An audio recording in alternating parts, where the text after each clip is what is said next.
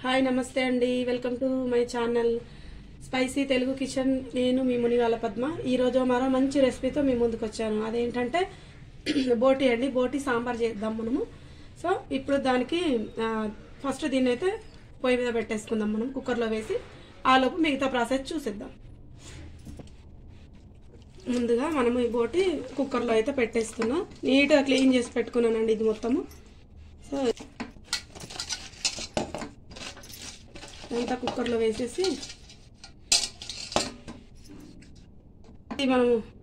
ఇది మనం క్లీన్ చేసేటప్పుడే నేను ఇట్లా ఆనియన్స్, రాగి సాల్ట్, దొడ్డుప్పు ఉంటుంది కదండి, అది వేసి బాగా పిసికి కడుగుతాను అనమాట. అంత జర నీసు వాసన అట్లా ఉంటుంది కదా, అది పోతుంది అనేసి.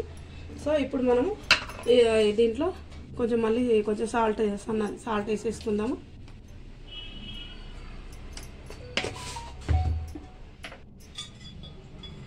కొంచెం ఆయిల్ కూడా వేస్తున్నా.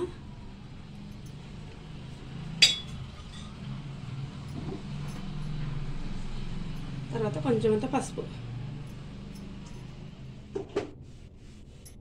ఇప్పుడు కుక్కర్ పెట్టేసుకుందాం.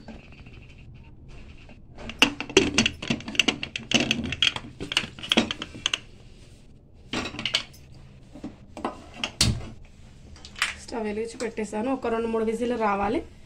ఈలోపు మనం దీనికి కావాల్సిన పదార్థాలన్నీ అవన్నీ కట్ చేసేస్తాం. దీంట్లో మాత్రం ఒక్క చుక్క కూడా వాటర్ పోయలేదు. సో దాంట్లోనే వాటర్ ఊరుతాయి కాబట్టి ఏమేలా, జస్ట్ కొంచెం ఆయిల్, సాల్ట్, పసుపు, ఈ 3 మాత్రమే వేసా. ఇంకా అది 4-5 విజిల్ రావాలి.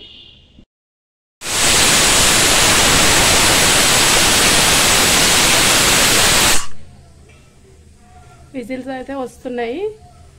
4-5 విజిల్స్ రావాలి. సో వచ్చాక ఆఫ్ చేద్దాం. మిగతా విజిల్లన్నీ వచ్చాక ఆఫ్ చేద్దాం.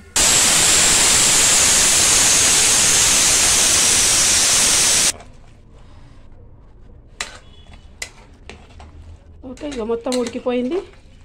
ఇప్పుడు దీన్ని మనం సాంబార్ చేద్దాం. ఇక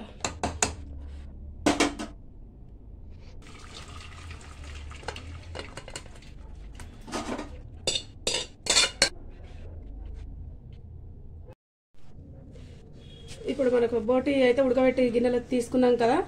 అయితే ఇంకా మిగతావి అందులో కావాల్సిన పదార్థాలు వచ్చేసి కొత్తిమీర, కొంచెం మెంతికూర, కరివేపాకు అండ్ పచ్చిమిర్చి చీలికలు, ఒక ఉల్లిపాయ, చింతపండు రసం, తర్వాత ఇది బియ్యపిండి తర్వాత లాస్ట్లో వేద్దాం. ఫైన్ అయితే ఫస్ట్ ఇప్పుడు గిన్నె అయితే పెట్టేసుకున్నా, కుక్కర్ గిన్నె పెట్టేసుకున్నా. ఇప్పుడు ఆయిల్ అయితే వేసేస్తున్నా. ఒక 2 స్పూన్స్ అయితే వేసా.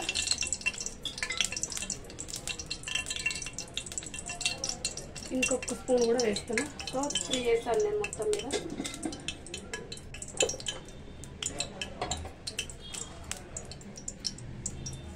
ఒక స్పూన్ జీలకర్ర,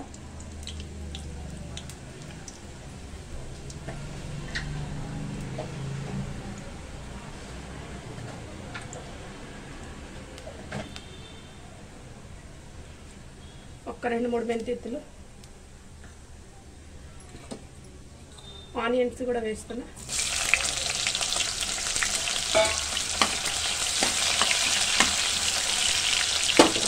తర్వాత పచ్చిమిర్చి చీలికలు,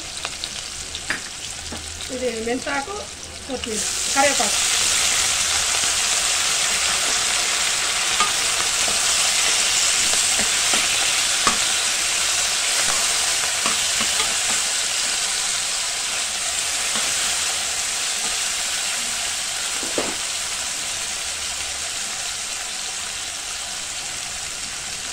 కొంచెం అంత కొత్తిమీర కూడా వేస్తున్నాను.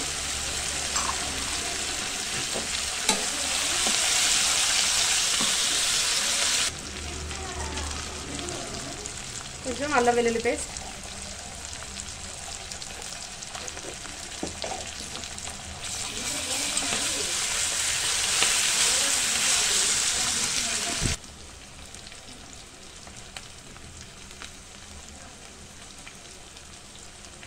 ఇట్లా ఇప్పుడు కొంచెం పసుపు వేసుకుందాము.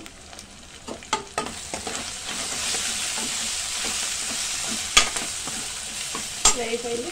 ఇప్పుడు మనం ఉడికించుకున్న బోటి ఉంది కదా, అది కూడా వేసేసుకున్నాం. వేసేసి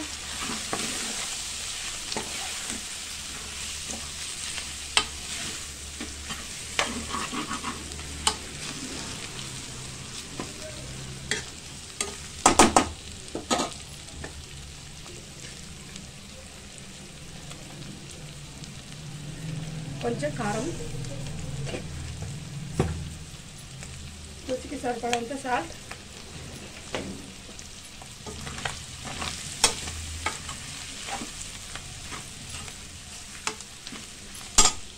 ఇందులో ఇందాక చింతపండు రసం తీసాం కదా, సో రసం అయితే పోసేస్తాం. ఈ పులుపు మనం దీంట్లో పులుపు చూసుకొని వాటర్ వేసేసుకుందాము. ఎన్ని పడతాయో చూసి వేసుకుందాం. దీంట్లో అయితే ఒక చెంబు అయితే పోస్తున్నాను నేను.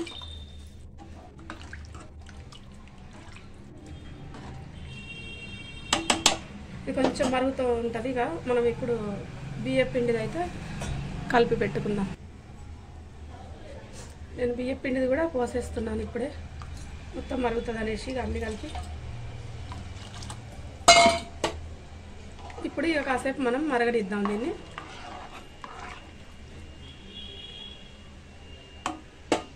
ఇందులోనే కొంచెం గరం మసాలా కూడా ఇద్దాం, అదే ధనియాల పొడి అంటాం కదా, అన్నీ కలిపింది అది కూడా వేసేస్తాను. కొత్తిమీర కూడా వేసేస్తున్నా ఫైనల్లీ. ఇక మంచిగా మరగనిద్దాం ఇంకా. ఓకే, ఫైనల్లీ మన బోటి సాంబార్ అయితే రెడీ అయిపోయింది, మంచిగా మరుగుతుంది. సో కంప్లీట్ అయినట్టే ఆల్మోస్ట్. మనం ఇంకా స్టవ్ ఆఫ్ చేసేసి సర్వింగ్ బౌల్లోకి అయితే తీసేసుకుందాం. చూస్తుంటే నోరు ఊరిపోతుంది కదా, చాలా బాగుంది కదా. ఓకే, మరి స్టవ్ ఆఫ్ చేసి సర్వింగ్ బౌల్లోకి అయితే తీసేసుకుందాం. ఓకే అండి, చూసారుగా ఎంత బాగుందో బొట్టు సాంబార్, సూపర్ ఉందండి. ఓకే, మరి మీకు కూడా నచ్చిందా? మీరు కూడా నేను చేసిన విధానం మీకు నచ్చితే కనుక మీరు కూడా ట్రై చేయండి. ట్రై చేసి మీకు ఎలా కుదిరిందో, నేను చేసిన రెసిపీ మీకు ఎలా కుదిరిందో కామెంట్లో కామెంట్ పెట్టండి. సో మరి ఇప్పుడైతే నేనైతే టేస్ట్ చేయబోతున్నా. ఒకసారి టేస్ట్ అయితే చేస్తాను.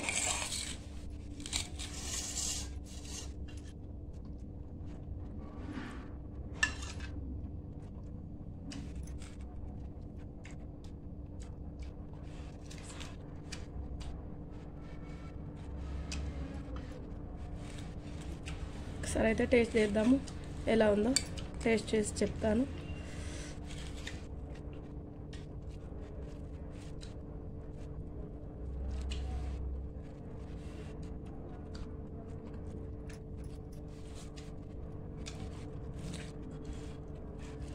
సూపర్ అండి, చాలా బాగా టేస్ట్ మంచిగా అయింది, చాలా బాగా కుదిరిందండి. ఓకే, మరి మరో మంచి రెసిపీతో నేను మీ ముందుంటా. నేను మీ మునిగాల పద్మ. బాయ్ అండి మరి.